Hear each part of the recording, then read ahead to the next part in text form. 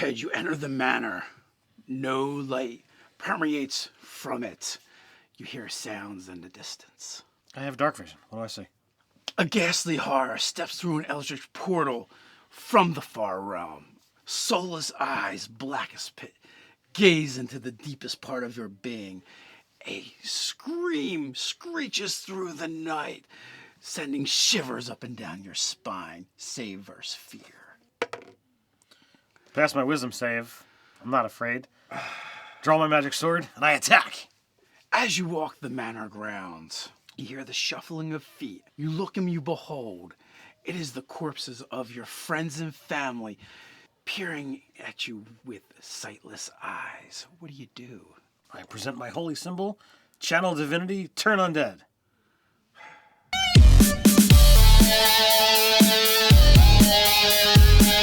Nerdarchy Dave here from Nerdarchy, for nerds, by nerds, and today I'm hanging out with this nerd. Nerdarchy Ted.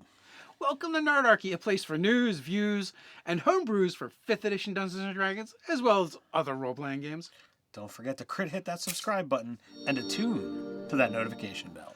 Now, as we just kind of illustrated in our cheesy way, there really is nothing to be afraid of for players when it comes to playing Dungeons & Dragons.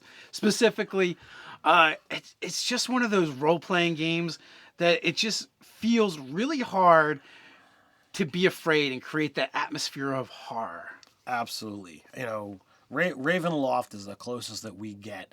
And, you know, while there's definitely some elements there, in a typical D&D game, like, we only have the fear mechanic to work with.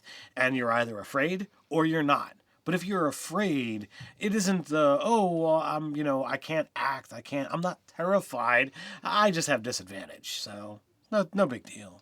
Right, so let's kind of like break it down and then maybe go into some tips for players as to, how to enjoy a horror-themed game more when we're playing Dungeons & Dragons. First and foremost, D&D, while it offers, a lot of great lore and, many players out there really dive into the role-playing element, there's still a lot of players out there that they want to, they want to video game it. They want to kick in the door, kill the monster, get the stuff. Are you sure, Ted? Or do video games want to Dungeons and Dragons it? Because I feel like, the origins of the game, if you go into the Wayback Machine, that's really kind of how the game started. It was really about killing the monsters, taking their stuff, which then got video gameified, and then which got D&D-ified even further. Right, so it's like chicken or the egg. All right, so yeah, video games stole it from D&D. But I mean, even if you look at the player's handbook or the rules in general, there's not a whole lot to dive into role-playing tools.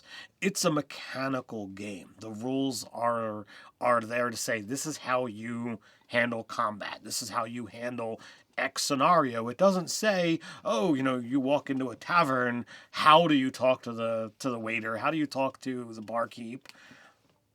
Yeah, while D&D 5e is the most narrative-driven, rules-light version of the modern D&D game, it is still very much a mechanical game. It is not a storytelling game. It is not rules-light by any stretch of the imagination, which is fine. Look, I know, folks, some of you guys are going to be like, oh, my game is so narrative and story-driven, and it very well can be, because anybody can do that with a role-playing game. All we're saying is the way the game's designed, the mechanics, they're not geared towards that. That's just something that you do in your game, which is amazing, but it's not a core part of the system. It's something you have to do as a group, as the GM. So in order to really get invested in playing a horror game with D&D, it requires a little work from the GM. It requires a little work from the players, because again, when we go back to the roots of this game, it's really about killing monsters. And horror games, or horror in general, the horror genre is about being afraid of monsters. It's about overcoming the unovercomable. It's beating all the odds. That's why when you watch a horror movie, there's usually like 1 or 2 survivors and a bunch of people have to die before that happens. Absolutely. And when it comes down to it, I mentioned that there really is only the fear mechanic, and players thus are not going to fear consequences of their action. As the game has evolved, D&D is more about presenting balanced encounters and things that the players should have the ability to overcome. Well, if I present a ghastly horror, okay, well this is scary, but I can defeat it because it's there. Right. By the premises of it being there, why DM wouldn't put something in that is too challenging for our level, so there is no consequence or fear of failure for the players. It kind of defaults back to that the kill the monster, take their stuff. So it requires, the knowledge of a buy-in. The players and the GM would need to discuss ahead of time that, okay, there are going to be moments in this campaign or even in this session tonight, this is beyond your ken. This is beyond what you can know about. You have to react in kind. And if the players aren't willing to do that, you're not going to sell the fear. Right, and it's really hard if you've been playing a traditional D&D game where the adventure party is used to getting encounters that they're going to overcome, even if they're difficult or it may cost them a lot of resources, but there's no real fear of loss because of the way it's set up. We pointed out, fear effects even in of themselves generally are fail or pass. Right. You're afraid or you're not afraid. So there is really nothing to kind of worry about there. I would love it. And I mean, I'm certain there's probably some DMs out there that are doing it that offer, some kind of tiered system. There's a handful of abilities that it's like, oh, if you fail by 5 or more, you get this added effect. So like if you really wanted to dive in, you could have that. Well, you've got fear and you've got terrified. So anytime you make a fear, a save against fear, if you fail by 5 or more, maybe you are unable to act until you overcome. Now, there's 2 final things I'll bring up from the DM side of things to kind of help facilitate this. One is descriptions. I'm really trying to shock your players and get visceral reactions from them is definitely a way to go. So that's going to rely on a lot of good storytelling, descriptions, maybe mood setting, where they're using candles. Turn down the thermostat temperature a little bit, chill your players. If you can't chill them on the inside, maybe externally. But you mentioned the fear mechanic. There is something you could do, and it's something that I think would be a good physical representation, and D&D players are going to understand it. And what's that? The Dread Tower. Add the Dread Tower to your game, right? Everyone, that in case you don't know, that's a Jenga. That's just using a Jenga tower, right? And when you get to climatic scenes in the game, they have to pull from the Jenga tower and basically play Jenga. Well, as the tower gets more unstable and more wobbly, you're going to come closer to it toppling, right? So there is a physical manifestation at the table of things going wrong. But the thing is, your players have to understand and know when that tower comes down, something really horrible and bad is going to happen in the game. It could even kill a character. So that's going to cause them to maybe be less likely to want to pull a block. And, depending on what kind of game you have going on, you may want to start with them already pulled or something on that line. Or depending on how impactful the scene is, maybe they have to do several pulls per player. Like, you just kind of figure all those details out. So then they might start thinking, right? They're looking at the Dread Tower. They have you just described the next scene, the next encounter. Do they want to risk taking another pull? Because maybe it's at the start of the encounter, maybe it's at the end of the encounter, maybe it's both, depending on the encounters. Do they risk it? Here's a physical manifestation. And if you've kind of stated like up to death is and beyond is potential for the tower coming down would be a great way to really like drive home that this is a really beyond the normal D&D game.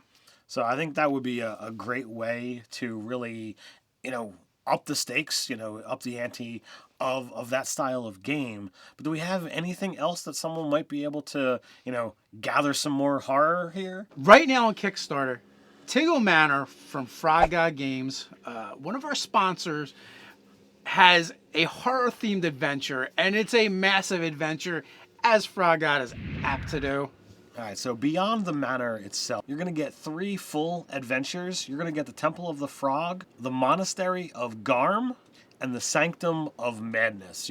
These are great things. Frog God puts out really awesome stuff. The link to the Kickstarter is down below. The manor itself is enormous. This thing is huge. They're doing tapestry maps for this thing. If you pledge at that level, it's already funded. They're ripping through the stretch goals now. It was funded in less than 2 hours, and they made their first stretch goal in 12 hours. Included within the Rumpf family, there's 100 of them. They're all fully detailed and described, most of them with portraits. Yeah, there's a black dragon lair, there's a pirate lair, there's the town itself.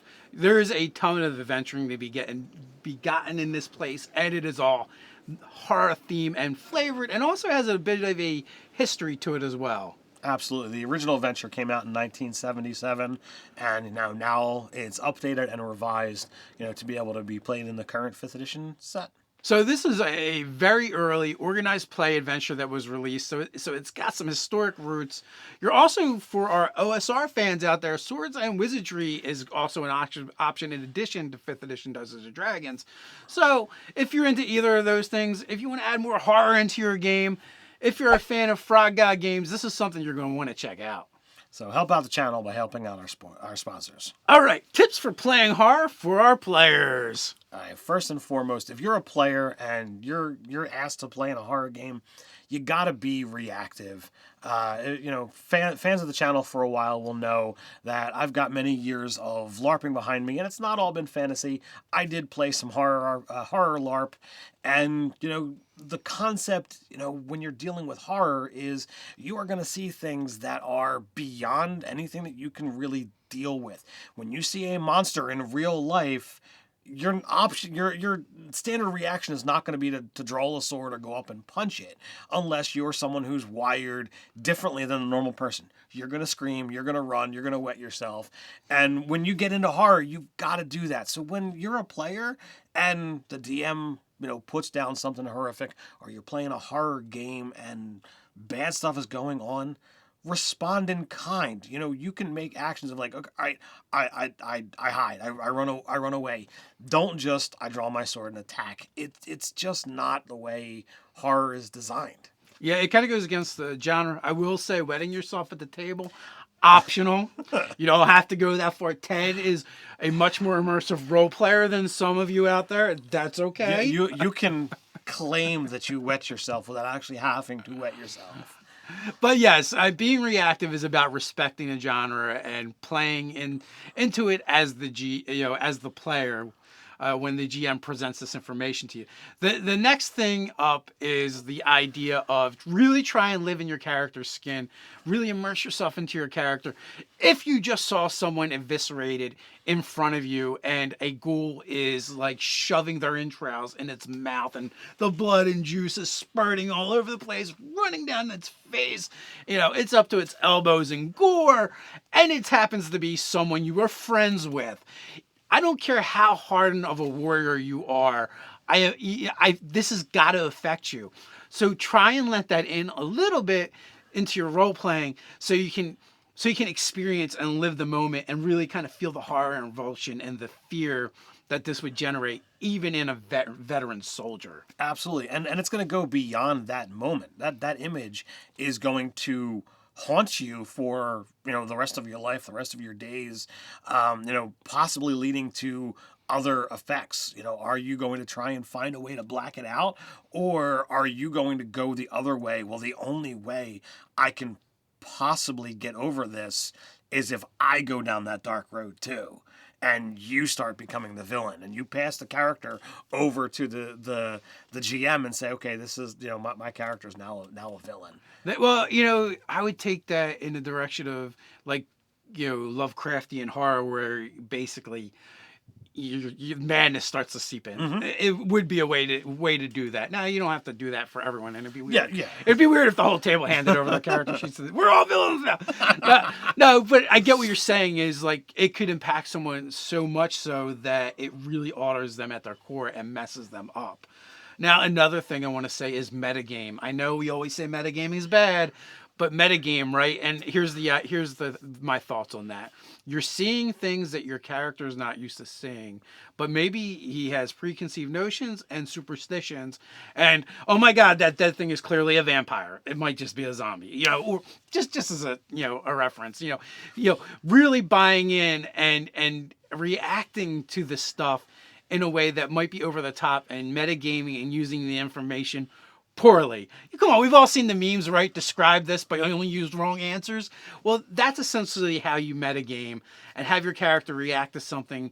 Either one, it thinks, oh, that's just a zombie, but it's actually a lich. He does something that your character wouldn't normally do, and it was kind of foolish. I know, like, people hate to do this because they want to win D&D, but it's okay. It's okay to make poor decisions in character to make it a more enjoyable gaming experience. Well, you mentioned metagaming, and my advice is metagame the other direction. If you really don't have a clue as to what that is, or your character doesn't, you might. I mean, you might be one of those players that sits and reads and studies the monster manual so that you know everything that you might be facing in a D&D game, so that you can win. But a horror game is not about winning. Horror is about survival, and as you said in the beginning, in the movies, 10% or less are going to survive. That's just how it works. And if most of the people don't die, or if you don't all die, it doesn't fulfill that horror genre and doesn't sink the message home.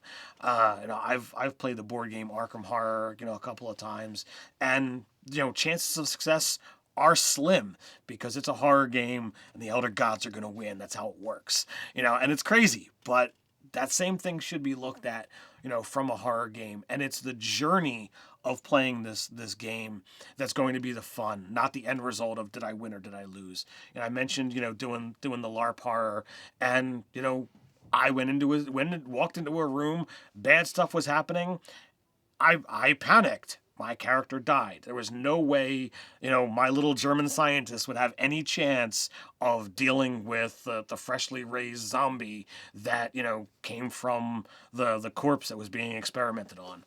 Oops. Oh, well, it happens. But it became a lot of fun for me. So, yeah, you really need to try and enjoy horror genre games, whether you're playing D&D or another one, the same way you would a horror movie, right?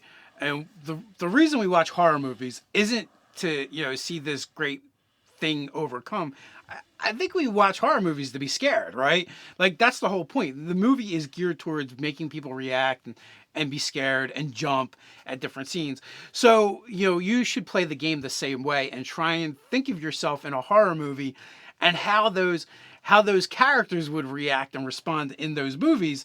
And that's the goal. That's what you're trying to establish, and I think that's the feel you're going for. If you can, go through your full gaming session and be on edge throughout the session and have highs and lows, and the DM can do stuff to make you jump and scared, like, that was a successful night of horror D&D, in my opinion. So the last little bit of advice: embrace the unknown. Be willing to just walk through the door, the ye old, oh, don't go in there, because, that's what, all the horror fans, do while watching the horror movies. Open the door, be willing to step through, willing. It goes back to metagaming, right? You're like, the things that you don't do in a horror movie. Do those things, right? Go check the fuse box by yourself. You're like, all those things that, like you said, you're screaming at the screen, don't go there, don't split off. Now's the time to split the party. Absolutely. Embrace the unknown. You even talked about a little bit with insanity and madness. You can delve into that. But, these are a lot of ways to make the horror game, the horror genre, way more enjoyable. And even if you're playing D&D, which I feel like D&D kind of makes it really hard in a game where we're trained to beat the monsters. In horror, you're trained to be afraid of the monsters. So you got to find that the middle ground where you can marry them together. Absolutely. So if you have any advice for DMs or players for running horror, it's a great place to continue the conversation. That's down in the comments below. While you're down there, don't forget to like, share, and subscribe. Don't forget, on your way down to the comments, to check out the description. We're going to find a link to that Kickstarter for Fright Games and Tegel Manor. So until next time, stay nerdy.